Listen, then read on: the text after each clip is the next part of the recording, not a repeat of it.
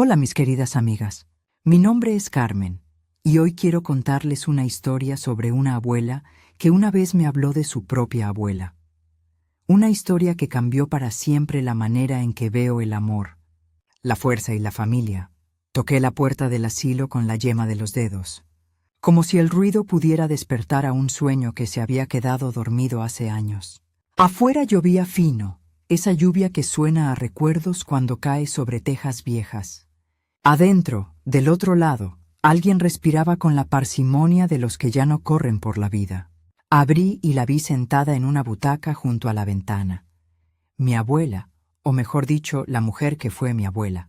Su rostro estaba iluminado por un hilo de luz que le marcaba las arrugas como mapas de batalla. Llevaba las perlas viejas en el cuello, las mismas que yo había visto una sola vez, envueltas en papel cebolla dentro de una caja en su armario. Sus manos, finas y con venas como cordones, sostenían un frasco de vidrio con monedas, su frasco de ahorro, su pequeño tesoro, su forma de decir, aquí estoy al mundo. Me miró, pero no pude reconocer de inmediato en sus ojos la chispa que alguna vez me enseñó a atar los cordones de los zapatos y a esconderme detrás de su falda cuando la tormenta era de llanto. Fue un latido frío dentro del pecho. La mujer delante de mí miró a la joven que la acompañaba y dijo, con voz aferrada, mi hija vendrá hoy a verme. Y la joven, que llevaba en la mano los papeles oficiales, asintió con una sonrisa calculada. No pude sostenerme en silencio. Me presenté con la voz rota. Abuela, soy yo, Carmen. Ella parpadeó, buscó en su memoria y en las caras que pasaban por la mente, y por un segundo la pena me atravesó como un alfiler. Se hizo la pausa que tarda la vida en volver a su sitio, y entonces sonrió como si mis palabras fueran una melodía familiar. Pero la joven al lado de ella sonrió más fuerte, y ahí, en esa sonrisa ensayada, algo se quebró en mí. Ella dijo que tú no podrías venir hoy, murmuró la joven, y acercó un sobre amarillento con sellos de meses atrás. Hay un formulario que firmaste la semana pasada, para el traslado. Sus dedos eran pulcros, sus uñas limpias, pero había un gesto, una precisión, que me sonó a zapato nuevo en casa ajena. Mis manos se enfriaron. Con voz que intentó no traicionar mi sorpresa, pregunté, ¿qué formulario?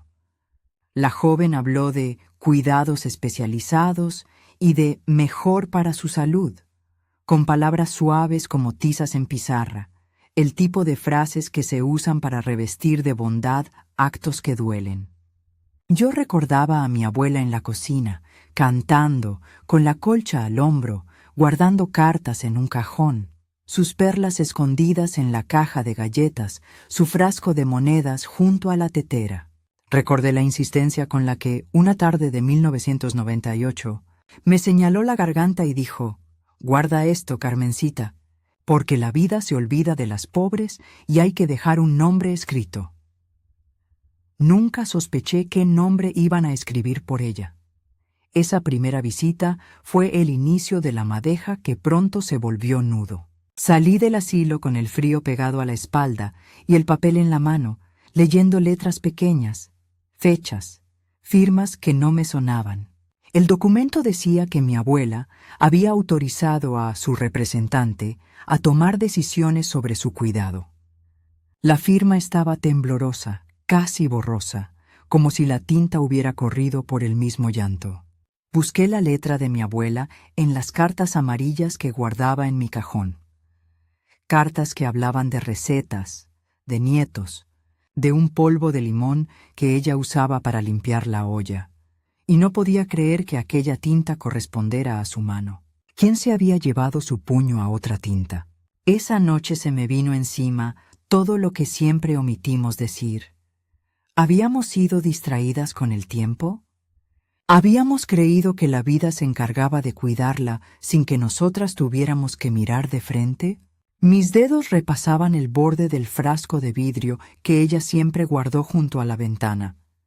Lo había heredado de su propia abuela, me dijo una vez, cuando me enseñó a mezclar el dulce de zapallo. Era un frasco humilde, con una etiqueta descolorida que decía «Ahorros para la abuela», con la caligrafía de alguien que ama planear pequeñas certezas. Recordé que durante mi infancia, mi abuela contaba historias de cuando su madre, mi bisabuela, se quedó sin nada y tuvo que vender la colcha. Nunca más, repetía con una fuerza que yo no entendía del todo. Decía que los recuerdos se compran con paciencia y monedas, y que la dignidad se guarda en frascos y en perlas. ¿Qué había pasado para que alguien viniera a decirnos que luchar por esa dignidad era un problema? A los pocos días volví. Esta vez me permití entrar sin avisar, porque sabía que mi abuela se sentía segura de su rutina, y la rutina a veces se convierte en la única resistencia frente a la pérdida.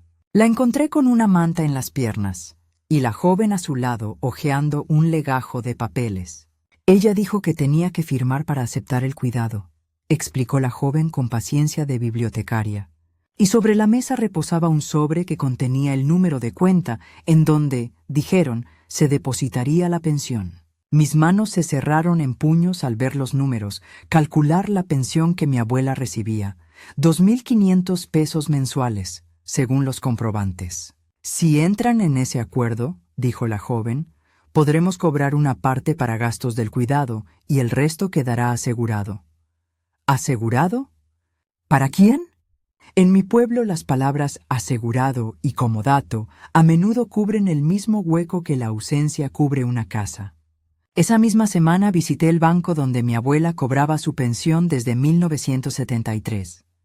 Me llevé un comprobante viejo, arrugado, con la firma de la caja y pedí ver el extracto. La empleada, con anteojos al borde de la nariz, revisó y me mostró movimientos. Retiro por 2.500, el mismo día del traslado, y una transferencia a nombre de la joven que ahora decía ser representante.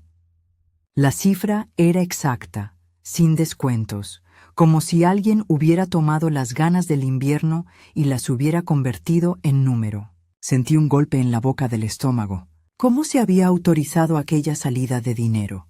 ¿Quién había firmado por mi abuela cuando ella apenas recordaba la fecha? Empecé a preguntar por la joven, dónde había vivido, si tenía relación de sangre, si sus historias se cruzaban con las nuestras. Me dijeron que había llegado a la ciudad hacía 5 años, conseguida, murmuraron en la mercería, y que desde entonces se había mostrado atenta a las necesidades de la vieja señora. Pero la atención tiene muchas caras. La de la niña que trae tés y arregla el cabello es distinta a la de la mujer que firma papeles. Mis recuerdos volaban entre la cocina y la memoria. Vi la colcha bordada por mi bisabuela, con flores que parecían latir. Vi las perlas guardadas en papel cebolla. Vi el frasco de monedas y sentí su peso como un secreto. Recordé la noche en que mi abuela, con voz baja, me contó del día en que su hija, o la mujer que ella creyó su hija, le prometió que la llevaría a un lugar mejor. No había maldad en la promesa cuando salió de la boca de mi abuela. Salió de una esperanza desgastada hasta quedar translúcida. Empecé a desenterrar pruebas, cartas, sobres, recibos y una caja vieja con fotografías de fechas concretas. Encontré una fotografía del 12 de septiembre de 2009, donde mi abuela posaba frente a la puerta de su casa con la joven al lado. El reverso tenía una anotación. Para mamá, con amor, firmó la joven, 12/09/2009. ¿Mamá? La palabra me retumbó como un eco que no pertenece a esa casa. Si la joven la llamaba mamá en las fotos, ¿era la hija? ¿Era solo una caricia de palabras para ganarse la confianza? Lo que sí pude constatar fue que, en 2010, la joven gestionó un poder notarial con firma que a simple vista parecía de mi abuela. Fui al registro civil. Allí, en un archivo que huele a tinta seca y a eco, me entregaron una copia. Poder notarial para representación de María Elena. El nombre de mi abuela, otorgado a favor de la joven. La firma, sin embargo, al compararla con la rúbrica de mis cartas, tenía diferencias pequeñas pero notables. La M más niebla que trazo, la E con menos empuje. Pedí peritaje, porque a veces los papeles cuentan historias que la memoria no reconoce. Mientras tanto, la vida seguía su curso cruel. Las enfermeras del asilo me hablaban de visitas esporádicas, de regalos sencillos, de mensajes telefónicos que llegaban tarde en la noche. Hubo noches en las que, a través de la ventana, la vi tambalear y preguntar por un nombre que no aparecía. Mi abuela comenzó a hablar de un documento que había escondido por si los tiempos eran malos. Una carta que su madre le dejó en 1954 con instrucciones que ella nunca quiso revelar del todo. Si alguna vez te dicen que te quedes sin nada, le había susurrado la bisabuela, saca la carta y encontrarás quién eres. Esa carta, me dijo mi abuela con la voz quebrada, estaba debajo de la tabla floja del armario de la cocina. ¿Quién iba a pensar que una carta guardada bajo una tabla iba a ser llave y herencia? Recorrí la casa una tarde de sol con una navaja pequeña, y con la paciencia que me enseñaron mis ancestros, levanté la tabla. Allí, envuelta en papel de estraza, encontré la carta de 1954 con una letra derecha y firme que decía: para mi hija, cuando la vida haga eco, guarda mis perlas, guarda mi frasco. La carta nombraba, además, un documento que la bisabuela había hecho en 1960, un legado en el que se determinaban bienes y nombres para proteger a la descendencia. Ahí estaba, en tinta que no se borró con los años, la instrucción de que la casa y las perlas y el dinero ahorrado en el frasco debían permanecer como patrimonio de la línea femenina, para la memoria y la independencia de las abuelas. Sentí que la sangre me daba una libertad que no había pedido. La carta era una pequeña bomba de tiempo. Podía anular ciertos actos si se probaba su existencia y fecha. Pero para eso necesitaba algo más. Necesitaba demostrar que la joven, la representante, había actuado con engaño. ¿Cómo demostrar que una sonrisa escondía una mano que aferraba un poder notarial fuera de la verdad? Empecé a reunir testimonios. La vecina del mercado recordó que la joven había pedido claves equivocadas el día que mi abuela fue trasladada. El cartero contó que había entregado paquetes a nombre de la joven en la casa de mi abuela sin recibir firma de ella. Los papeles mostraban transferencias y recibos por servicios de cuidado que no se reflejaban en gastos reales. Cada pequeña mentira se transformaba en evidencia que brillaba como una moneda puesta al sol. Y sin embargo, cuando fui al asilo y confronté a la joven, ella sonrió con la tranquilidad de quien ya ha construido un argumento. Todo está a nombre de la señora, dijo. Ella confió en mí, y yo solo quiero lo mejor para ella. Entonces me pregunté, ¿qué significa confiar cuando la memoria se vuelve un hilo delgado y cualquiera puede cortar la cuerda? ¿Cómo se protege a las que somos memoria de otras memorias? Mi abuela me miró una tarde y me dijo, con esa voz que arrastra siglos, Carmencita, yo te enseñé a leer recetas y a contar las monedas del frasco, pero no te enseñé a pelear. Eso lo aprendí yo sola. Y reí entre dientes porque sabía que no era verdad. Ella me había enseñado a pelear con la calma de quien cose un botón con un hilo fino. Su mirada, entonces, se llenó de algo que yo no quería dejar que se apagara. Esa vieja determinación que solo las abuelas llevan como escudo. La noche que decidí que ya no era suficiente preguntarme, escribí una carta dirigida a mi abuela. Le puse fecha, 18 de noviembre de 2025, porque aunque parezca extraño, la fecha le da a las palabras la autoridad del tiempo. Y le dije sin rodeos que no permitiría que nadie se llevara lo que su madre había dejado con tanto cuidado. Al día siguiente, mientras organizaba las pruebas en una carpeta, alguien tocó la ventana de mi casa. Era una nota, sin remitente, con la frase, «Deja eso, no te conviene». La caligrafía era insegura, la tinta corrida por la lluvia. Las amenazas, pensé, son siempre el lenguaje de quien sabe que su verdad no resiste la luz. Me quedé en silencio por un momento. Ella no sabía que yo ya había abierto la caja. Hola, mis queridas amigas. Mi nombre es Carmen, y hoy quiero contarles una historia sobre una abuela que una vez me habló de su propia abuela. Una historia que cambió para siempre la manera en que veo el amor, la fuerza y la familia. Después de aquella nota sin remitente y de haber abierto la caja con la carta de 1954, no hubo vuelta atrás. Me senté en la cocina, bajo la lámpara que siempre gotea luz amarilla, y fui poniendo en fila cada papel, cada foto, cada recibo.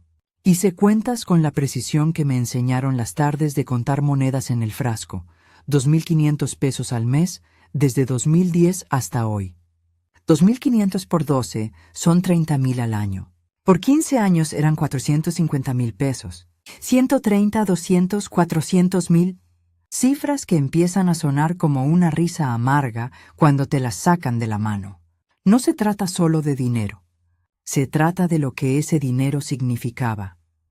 La dignidad que una bisabuela quiso guardar en un frasco para que la mujer que venía después no quedara sin nada. ¿Cómo se quita eso sin que se note? Convencí a una abogada del barrio, Lucía, una mujer de ojos que no se distraen, para que me escuchara. La encontré en una oficina con plantas viejas y un calendario colgado en la pared que marcaba la fecha, 12 de diciembre de 2025.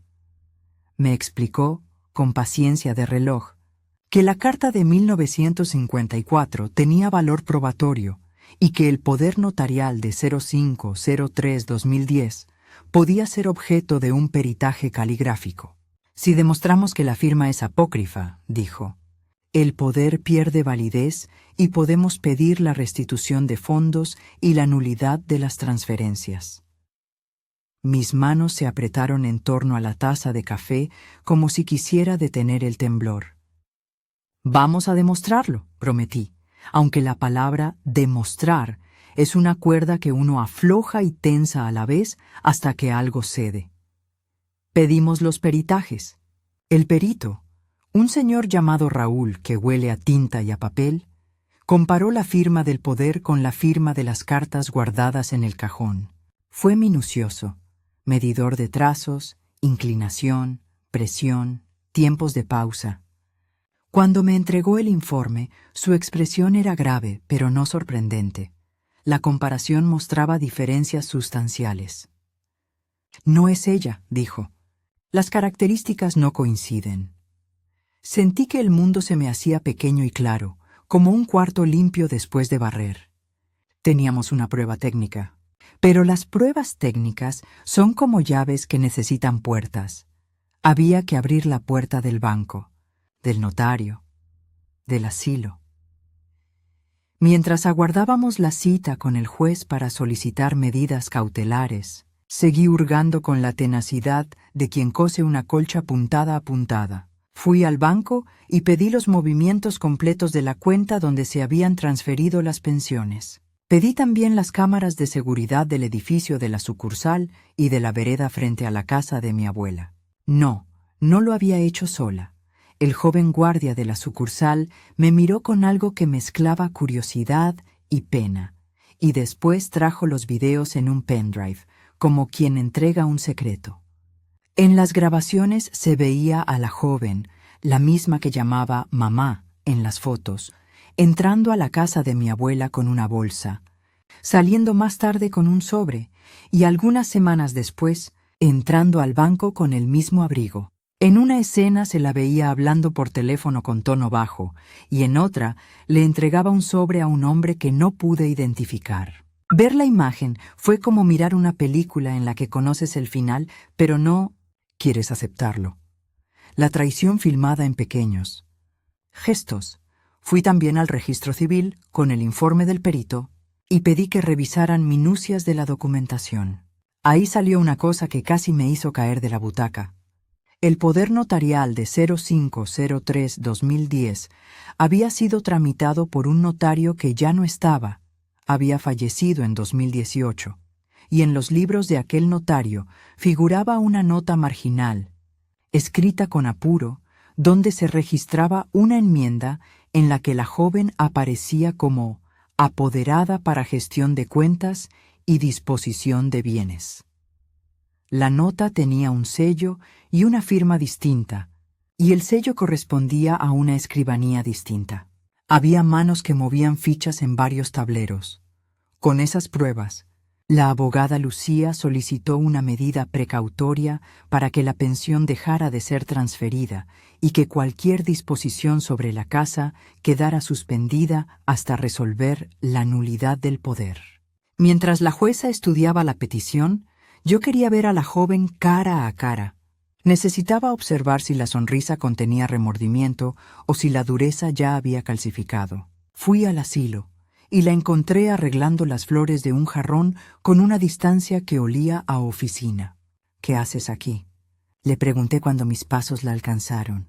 Al principio fingió sorpresa, luego defensiva, y por último la máscara se le convirtió en una voz controlada.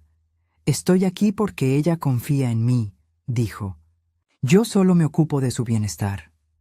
Le puse sobre la mesa el informe del perito, las transcripciones de las cámaras, los extractos del banco. Sus manos, que habían sido tan seguras cuando firmó papeles, temblaron. No por miedo de la ley, no todavía, sino por el miedo de que la verdad se derramase como agua sobre una mesa. Esa noche, la joven recibió una visita que yo no esperaba.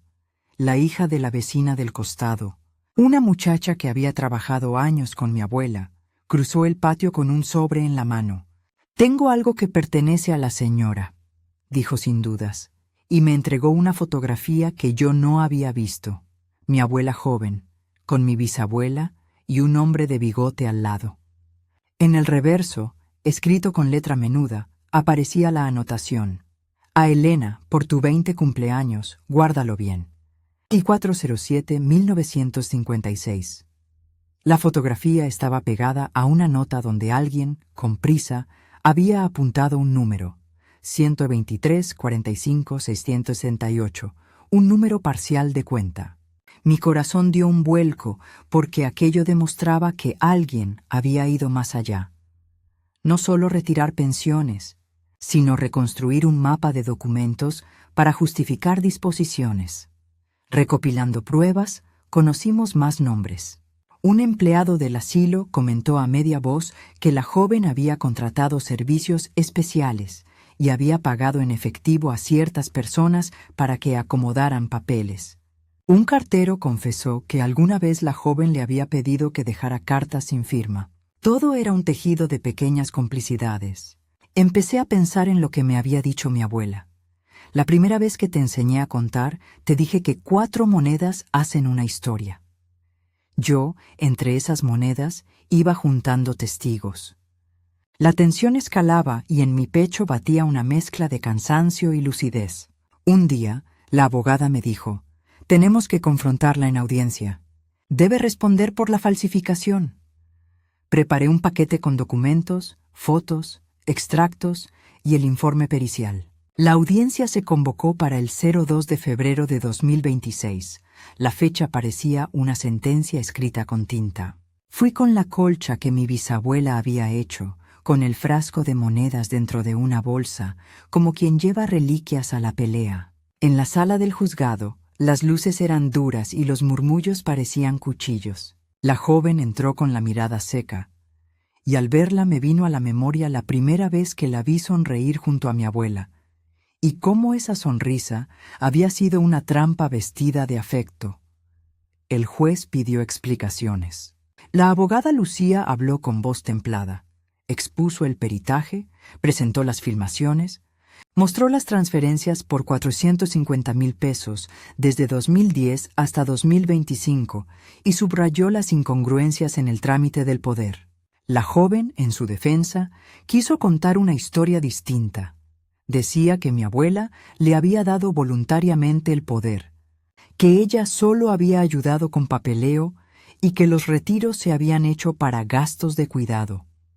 Pero cuando la pregunta llegó a la firma en 0503-2010, la joven calló. Su abogado intentó amortiguar, pero el perito fue contundente. No corresponde a la grafía habitual de la señora. Entonces la joven se quebró por primera vez en público y pronunció una frase que quedó colgada en la sala. Yo la cuidé. ¿Qué importan unos papeles frente a haberla cuidado? La pregunta resonó como una campana hendida. ¿Qué es cuidar y cuándo el cuidado queda comprado con retazos de mentira? En la pausa del juicio, recibí una llamada de la enfermera responsable del asilo. Mi abuela había tenido un episodio de lucidez. «Quiero verla», dijo la voz temblorosa y yo corrí. La encontré sentada, con la colcha a la altura de las rodillas, mirando fijamente una carta abierta sobre sus manos. «Me dijeron que venías», murmuró. Su voz tenía la nitidez de una noche clara. Le llevé la carta de 1954, la misma que había encontrado, y sus dedos la reconocieron, como quien huele a un viejo amigo. «¿Lo viste?», preguntó. «¿Encontraste mi carta?». Asentí, y entonces sus ojos se llenaron de una historia antigua. Me habló de su madre, de noches de luna, de una promesa hecha con susurros. Cuando le dije del peritaje, su sonrisa fue un rayo de sol. Lo supe en mi piel, Carmencita. Siempre supe que algo no andaba. Pero lo más importante fue una confesión que me dejó sin aliento.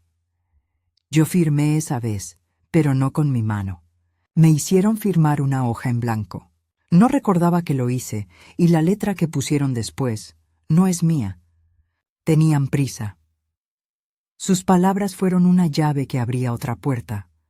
No solo había una firma falsa, había un proceso para hacerla creer que había autorizado lo que no había querido. La audiencia retomó, y la sala se incendiaba con miradas.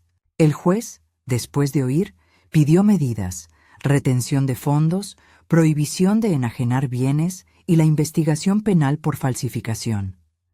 Sentí un alivio que se mezclaba con la rabia. La ley nos daba una mano, pero la reparación tardaría. La joven, al salir, me miró con una mezcla de furia y miedo. No habló, pero en su expresión leí algo que me puso en alerta. Había alguien más detrás de ella. Y mi presentimiento no era solo paranoia de nieta. Era la intuición de quien ha visto las costuras de una manta y sabe que hay puntadas que se repiten. La investigación siguió su curso.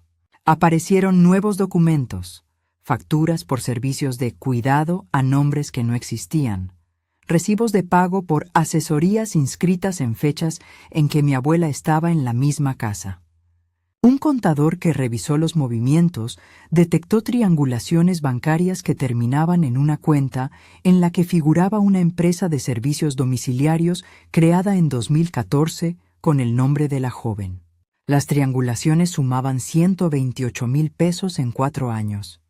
Sumadas a las transferencias regulares, alcanzaban los 578,000 pesos. Mi cabeza daba vueltas con los montos. Había cifras que pesaban como piedras. Entonces, cuando parecía que el proceso avanzaba, llegó la sorpresa que nadie esperaba. El notario cuyo libro mostraba la nota marginal, el que ya no vivía, había dejado una caja fuerte en la escribanía a nombre de su esposa. La escribanía, cerrada desde su muerte, tenía un llavín oxidado que se abrió con llave que el Poder Judicial solicitó. Al abrir la caja encontramos folios firmados, agendas, recibos sellados y entre ellos un sobre marcado con la fecha 10/03/2010. Dentro había una copia del poder notarial con anotaciones al margen. Copia entregada a la señora X y una nota manuscrita. Entregar a petición de la apoderada. Pero cuando los peritos hicieron la verificación, hallaron algo peor. Había una segunda hoja con una firma distinta y marcas de presión que indicaban que el documento había sido completado después. Era la prueba de que alguien había manipulado el archivo del notario para cubrir el rastro. El golpe fue fuerte, pero la verdad tiene un peso que arrastra consigo consecuencias. Con todo eso, la Fiscalía abrió una investigación penal por falsificación y asociación ilícita. Las cosas se movieron con una mezcla de lentitud legal y velocidad de huracán. Citaciones, órdenes de allanamiento, declaraciones. La joven fue citada a declarar, y ante la posibilidad de pasar tiempo en prisión, su rostro cambió de color. En una de las declaraciones, registrada por un periodista que siempre olfatea un escándalo, la joven dejó caer una frase que me llenó de temor. No lo hice sola. ¿Me ayudaron? Había quien me decía qué poner y cómo firmar. ¿Quiénes? Pregunté con la voz cortada. Ella respondió con evasivas y ese había quien quedó flotando como un fantasma. Fue allí cuando mi abuela, en un día de lucidez, me dijo algo que me encendió como yesca. Carmencita, mira la carta que decía guarda mis perlas, guarda mi frasco y busca la caja de la cocina. Si alguien abrió la casa, dejó huellas. No quise perder otro segundo y volví a la casa. Revisé la caja fuerte donde guardábamos documentos. Había marcas de muescas que no estaban antes. Levanté la colcha y miré bajo las tablas. La carta de 1954 seguía allí, arrugada en una esquina, pero faltaba la caja de las perlas. ¿Quién se llevaría las perlas? Las perlas eran símbolo de orgullo, de memoria. Eran la prueba de una promesa que la bisabuela había dejado escrita. Si alguien había tomado las perlas, lo había hecho para borrar la línea que nos conectaba. Fui a la comisaría con la denuncia por hurto. Allí, el agente me miró con cansancio y me dijo que muchas veces los hurtos relacionados con asilos y poderes apócrifos terminan en un laberinto. Pero otros agentes comenzaron a investigar las gemas, llamadas a casas de empeño, joyerías, anuncios en Internet. Y entonces, como en toda película donde la verdad se asoma en el último momento, una joyería en la ciudad grande informó que alguien había intentado empeñar un collar de perlas el 15/08/2025, marcado con una etiqueta, perlas de familia, urgente. El empeño había sido rechaz por falta de documentación, pero la descripción coincidía con las perlas de mi abuela. La policía pidió las grabaciones de la joyería, y ahí, en el video, la reconocí. Era la mano de la joven que, con guantes, sostenía la caja y mostraba las perlas bajo la luz. Mi estómago se cerró. Teníamos evidencia de hurto. La fiscalía ordenó el allanamiento del domicilio donde figuraba la cuenta receptora de los fondos. Y lo que encontraron fue un salón con cajas, papeles y una agenda donde la joven había anotado fechas y nombres. Pago al señor R, 10/03/2010, entregado. Retiro banco, 12/11/2018, y una anotación inquietante. Si hay problemas, recurrir a N. La N era una inicial que no supimos descifrar al principio. ¿Quién era N? Un cómplice, un empleado, un notario. La búsqueda de esa letra nos llevó a otra puerta, la de una agencia de servicios que había sido registrada con un nombre similar y que, en documentos fiscales, tenía como titular a una señora mayor que vivía en un pueblo vecino. La llamamos y vino a la ciudad. Se presentó con una calma que me pareció teatral. «Conozco a esa chica», dijo sin prisa. «La contraté para ordenar papeles. Le pagué 15,000 pesos por 3 meses de trabajo en 2014. ¿Contrato? ¿Quién firma un contrato para ordenar papeles y termina con una casa?» Sus manos, cuando las tuve enfrente, no me parecieron las manos de una cómplice, más bien las de alguien que se veía usada. ¿Y si esa N era solo la inicial de quien ofreció ayuda sin saber que sería carne de un plan mayor? La investigación parecía abrir puertas y encontrar otras más profundas todavía. Entonces, en un giro que nadie previó, la joven fue arrestada por falsificación y hurto. En el momento en que le pusieron las esposas, sus ojos se posaron en mí con algo que no supe leer. ¿Remordimiento? ¿Miedo? ¿O quizás la certeza de que la red había empezado a desenmarañarse? La fiscalía ordenó la restitución de fondos a la cuenta bloqueada y la investigación para recuperar las perlas. Sentí un alivio que sabía a café caliente en invierno.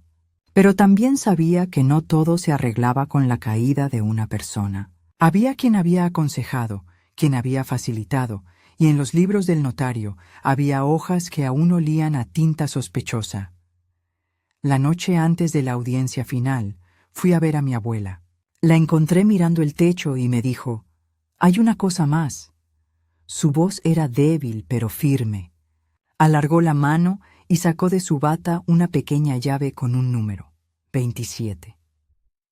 Mi madre me dijo que toda buena guardiana guarda una llave que no se debe perder. La escondió atrás del marco del espejo de la recámara. Si esa llave abre algo, lo sabremos. Sentí como mi pulso se aceleró.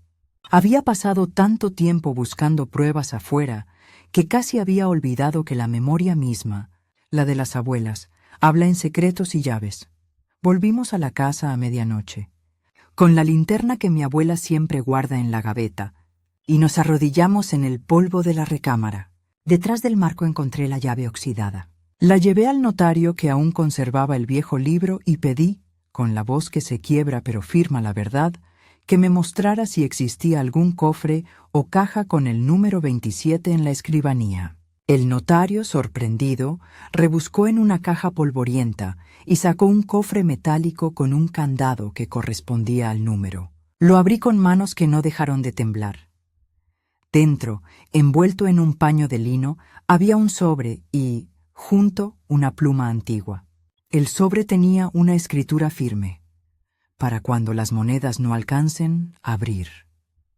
Lo tomé con cuidado como quien toma un corazón. Adentro había varias hojas. Una eran instrucciones claras de mi bisabuela fechadas el 0206-1960, un dictamen notarial anterior a cualquier poder.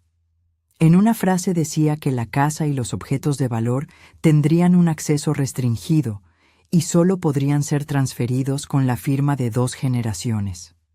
La segunda hoja era un documento legal, fechado 0306-1960. En el que se describía la voluntad expresa de que ningún poder simple otorgado por mi abuela tendría validez sin la aceptación de un testigo familiar. Estaba todo. Era la prueba más poderosa que podíamos tener, un legado que protegía aquello que mi bisabuela había guardado con tanto celo. Mi corazón latía con la fuerza de una trompeta. Teníamos la carta, el dictamen, las fotos, las filmaciones, los informes periciales. Todo se alineaba como piezas que encajan en una vieja caja de madera. Podíamos probar la falsificación, el hurto, la asociación ilícita. Podíamos restaurar la dignidad. Pero justo cuando pensé que por fin podríamos cerrar la manta que nos cubría, mi teléfono vibró con un mensaje que me heló la sangre. Era una foto del libro del registro. Un folio arrancado del día en que la casa fue anotada en 2019 como transmisión a favor de X. Y en el margen había una nota que decía: «Si hay resistencia, la casa ya se vendió». La foto venía sin remitente. Me quedé en silencio por un momento. La casa, la colcha, las perlas. Ahora alguien decía que ya no existían como patrimonio. Hola, mis queridas amigas. Mi nombre es Carmen, y hoy quiero contarles una historia sobre una abuela que una vez me habló de su propia abuela. Una historia que cambió para siempre la manera en que veo el amor, la fuerza y la familia. Cuando salió la orden del juez, sentí que alguien había encendido una luz dentro de una casa que llevaba mucho tiempo a oscuras. La resolución fue clara en fecha y en letra. 15 de septiembre de 2026. Medida judicial definitiva. Ordenaba la restitución de fondos y la anulación de cualquier acto jurídico derivado del poder notarial del 05-03-2010 por encontrarse falsificado. Además, se decretó la investigación penal por falsificación, hurto y asociación ilícita contra la señora X, la joven, y quienes resultaran responsables. Era una hoja con un sello que sonaba para mí como una campana de libertad. Fuimos al juzgado temprano, mi abogada Lucía y yo, con la colcha de la bisabuela doblada en mi regazo. Cuando leí la sentencia, las palabras «nulidad del poder» parecían caer con la cadencia de gotas que por fin terminaron de agujerear la manta del engaño. La jueza ordenó también la restitución provisional de 450,000 pesos a la cuenta de la señora María Elena, mi abuela y la inmovilización temporal de la casa, para impedir cualquier venta o transferencia mientras se resolvían los litigios civiles. El juzgado dio instrucciones, además, para que la Fiscalía coordinara con la policía la recuperación de bienes sustraídos, entre ellos las perlas que habían intentado empeñar el 15/08/2025. Salimos del tribunal con el alma a medias. Por un lado, la justicia comenzaba su curso. Por otro, la herida seguía abierta. La Fiscalía no se durmió. Hubo llamados, nuevas órdenes de allanamiento y peritajes complementarios. El allanamiento a la casa donde aparecían las cajas con papeles había demostrado la red, recibos, agendas, anotaciones de pagos con montos y destinatarios. En una pequeña libreta se leía, acorde a la caligrafía que tanto habíamos seguido, la mención de la cuenta receptora de las transferencias y la nota «Entregar a N si hay problemas». La Fiscalía la llamó a declarar. N fue citada y entre las presiones la investigación permitió acotar una cadena de pagos. La dinámica fue lenta y áspera, como desatornillar una cerradura oxidada, pero cada giro nos acercó a la verdad. Mientras tanto, yo pasaba horas junto a mi abuela en el asilo.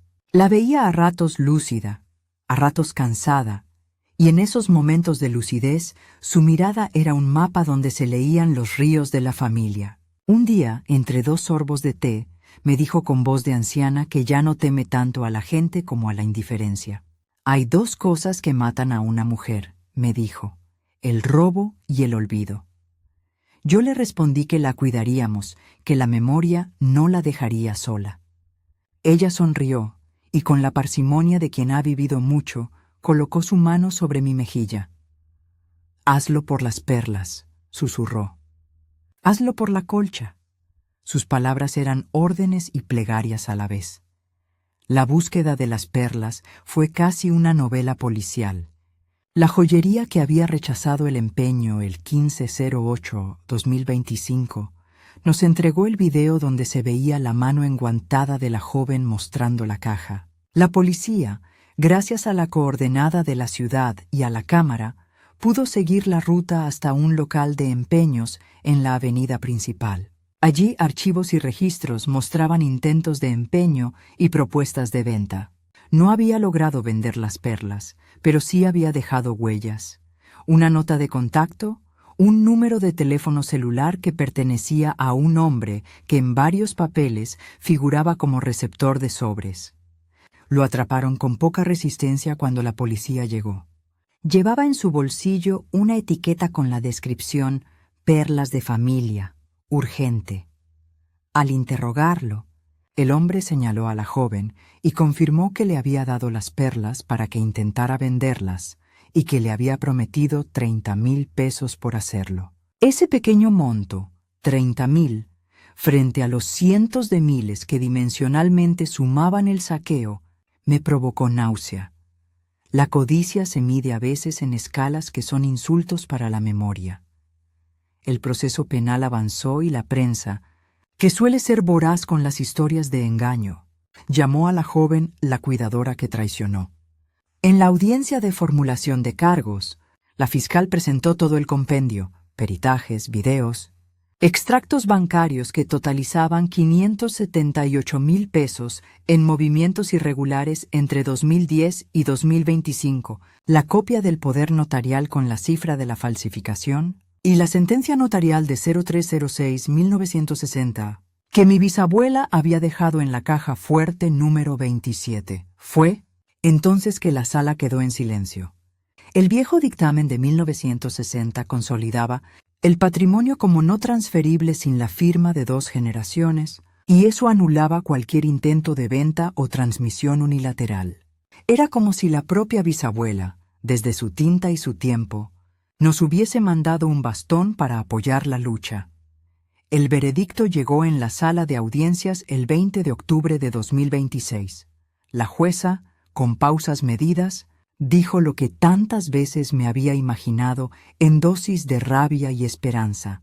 Declaró probada la culpabilidad por falsificación y hurto contra la joven.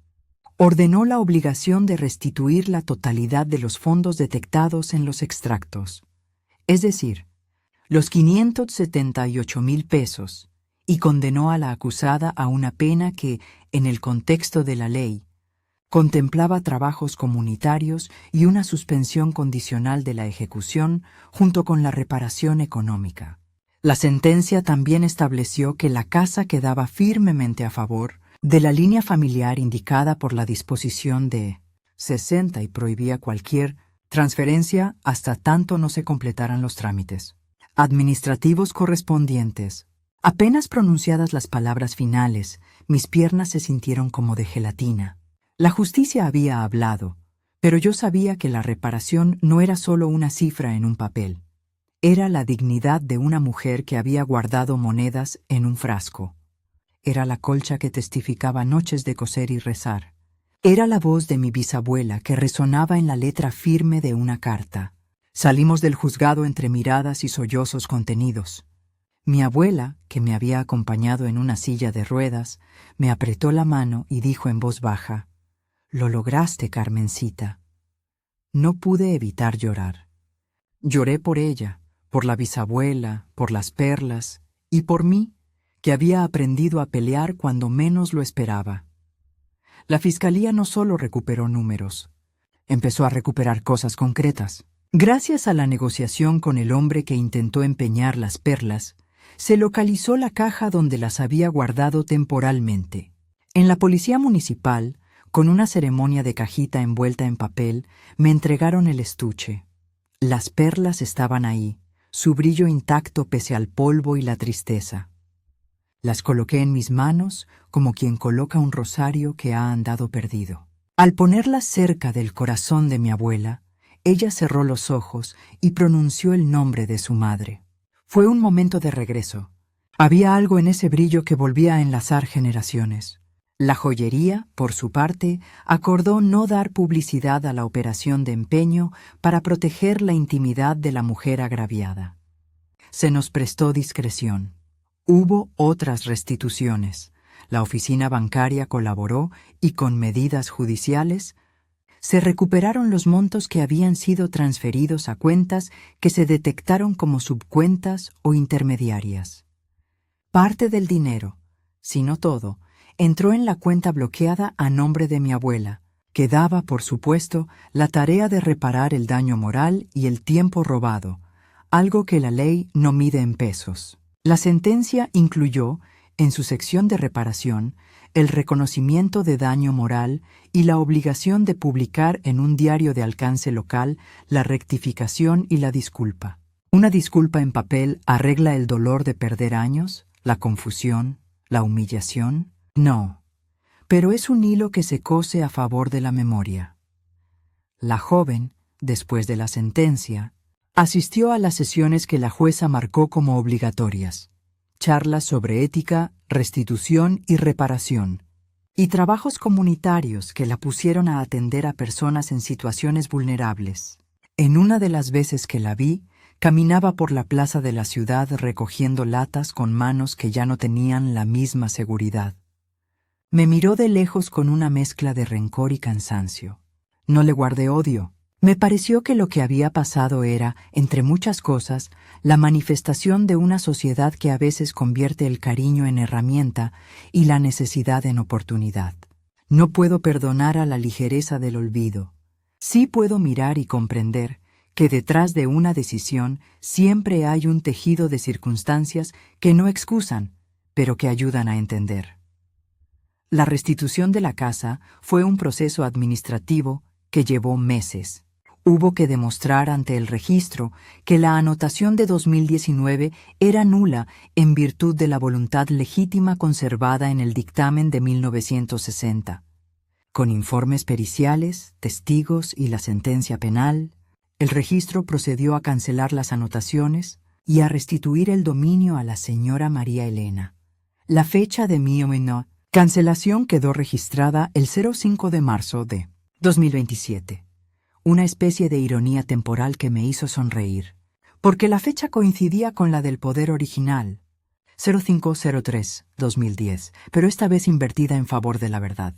La casa volvió a ser de la línea familiar, y la llave del cofre número 27, que mi bisabuela había escondido, se convirtió en testigo de todo.